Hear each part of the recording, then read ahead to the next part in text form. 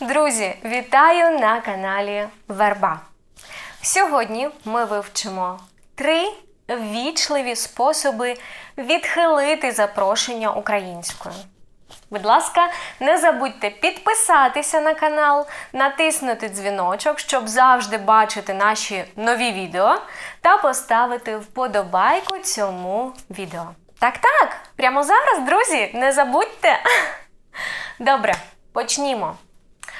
Щоб наша відповідь звучала ввічливо, ми можемо скласти її з 4 елементів. Подякувати за запрошення. Далі сказати, що ви не можете прийняти це запрошення.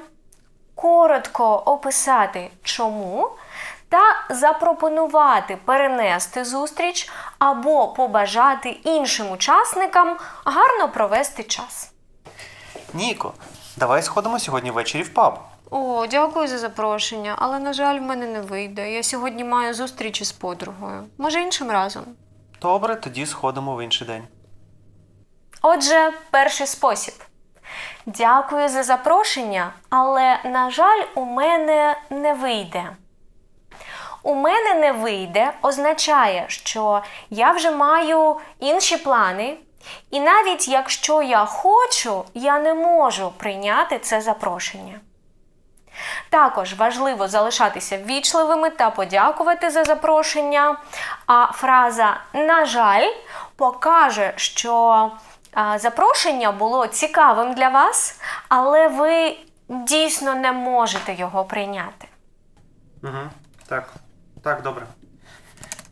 Ніка, зустрічаємося з друзями у п'ятницю о 5 вечора. О, вибач, але, мабуть, без мене. Я дуже втомилася і просто хочу побути вдома. Але бажаю вам гарно провести час. Дякую. Другий спосіб. Вибачте, але, мабуть, без мене. Цю фразу ми скажемо, якщо планується зустріч компанії людей, і ми пропонуємо їм зустрітися без мене. Тобто ми розуміємо, що без нас зустріч все одно відбудеться, але ми маємо свої причини не приходити. Ви можете назвати ці причини, наприклад, сказати «я дуже втомився» або «втомилася», або «я погано почуваюся», або «я хочу відпочити вдома» тощо. Або взагалі нічого не пояснювати. Може, поїдемо на ці вихідні на пікнік до лісу? Я б залюбки, але на цих вихідних я буду працювати. Може, наступні? Шкода. Добре, тоді в наступні. Третій спосіб. Я би залюбки, але... І далі кажете причину, чому ви не можете прийняти запрошення. Фраза «я би залюбки» означає, що ви би з радістю прийняли запрошення, але ви маєте інші плани. Отже, 3 способи ввічливо відхилити запрошення. Дякую за запрошення, але, на жаль, у мене не вийде. Вибачте, але, мабуть, без мене. І третя. Я би залюбки, але... І додаєте деталі. Випишіть ці фрази та спробуйте використати їх у реальній розмові.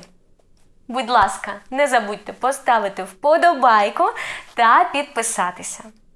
Також запрошую вас приєднатися до YouTube Membership або підтримати проєкт Верба на Патреоні. Всі посилання в описі до цього відео. А я дуже вдячна кожному спонсору та кожному патрону цього каналу. Адже саме завдяки вам я маю змогу робити нові уроки і сподіваюся, що вони приносять вам багато користі. Дякую за увагу і бажаю вам приємного дня та до зустрічі!